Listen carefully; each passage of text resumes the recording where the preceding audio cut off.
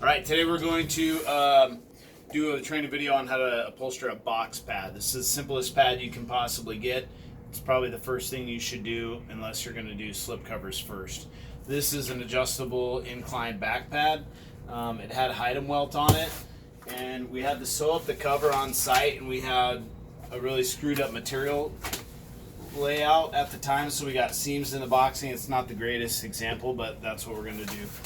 So for starters, on this adjustable incline, it's got a big piece of metal on the back that nobody sees the backing. So on these, there's no need to pull the staples all the way around this Hytem welt. You can just cut this vinyl right around the Hytem welt and leave it on. Saves you a lot of time. So tearing these down is actually really fast.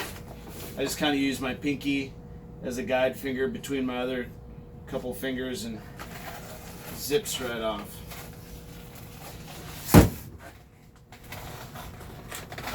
So also, when Hytem welt has this little button, or sometimes it's a screw or something, I'd always get rid of it.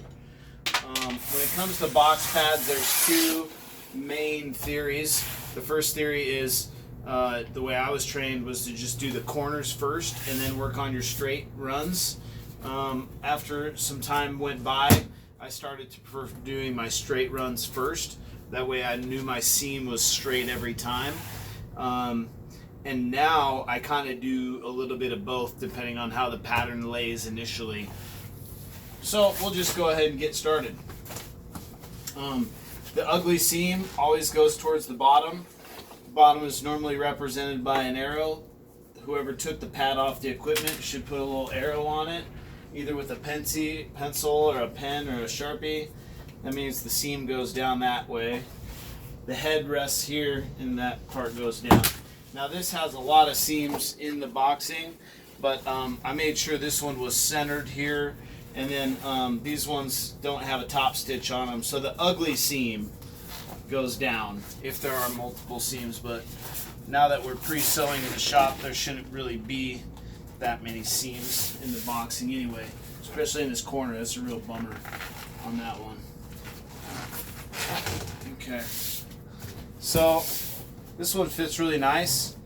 I'm going to go ahead and just get maybe this top seam stapled on. And I'm staying away from the corners, that way I can make my pleats a little bit later. This one here.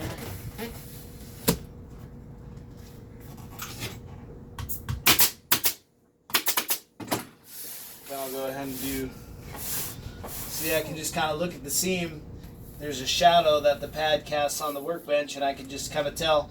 And then the top of the pad here, everything's parallel. So kind of just hold it down.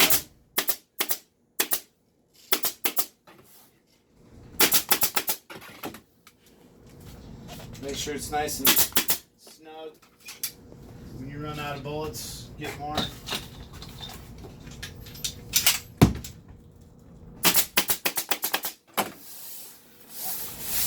So now, if I was just to staple this on, it looks like it'll be just fine. But sometimes the pattern gets sewn up by somebody that has a larger seam allowance. Mine is 3/8 and I made the pattern. But maybe somebody else made the pattern and a different person sewed it and a third person is installing it.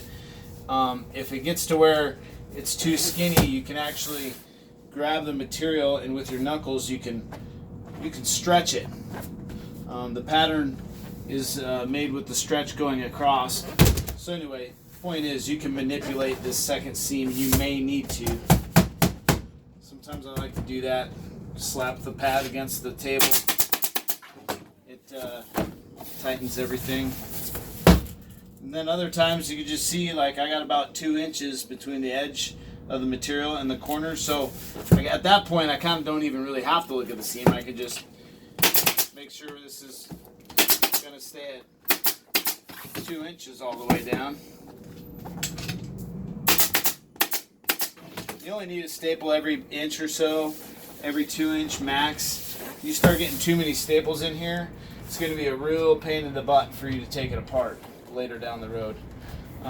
So the quickest corner, really, the most common one, is just one staple in the center. Then you pleat here. You get a staple in that pleat, and you get one more fold or pleat here, and a staple in that. So there's 3 staples per corner. It makes it really easy to tear it apart. In the future, it won't be a problem tearing it apart. We'll do it again real quick. I also try to make sure that my pleats don't overlap each other. If you get overlapping pleats, you build up a thickness, and then some of these pads will have an outside back that goes on, and it won't fit on very nice. So I try not to overlap my pleats. I'll do an example of what not to do, I guess, over here. You don't want to do this with your pleats overlapping, because look how thick that is. So you just roll the pleat back a little bit.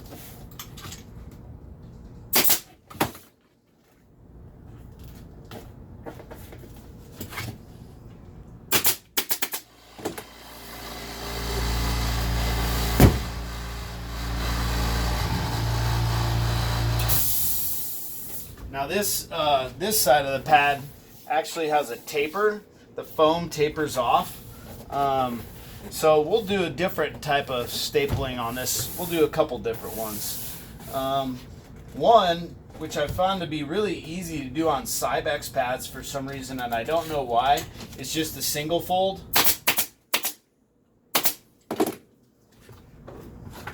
The seam being in the way doesn't really help things out, but maybe we can get it out of there.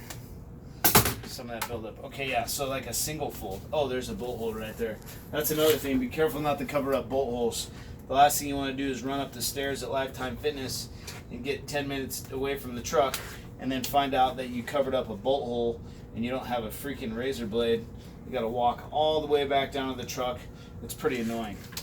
But anyway, here we go. That's a corner with just one pleat in it. Didn't turn out so hot. If first you don't succeed, try again or something like that. I think I was a little distracted by this bolt hole.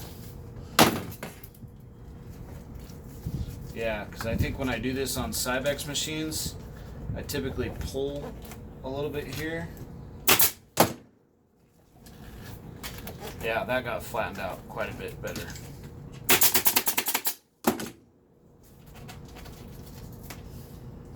There we go. The last one I like to do on Life Fitness Signature Series and Pro 2 pads. In a lot of pre-core pads, they have awkward corners. They're pretty rounded, and they got back pieces that lay on top. So what I'll do is I'll just slowly